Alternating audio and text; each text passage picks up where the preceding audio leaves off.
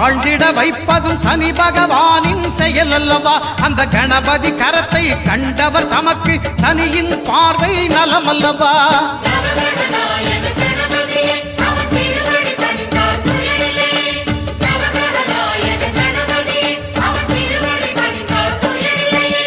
ஒன்பது கோளும் ஒன்றாய் காண அங்கு கற்பகம் என்னும் கடவுளின் மெய்யில்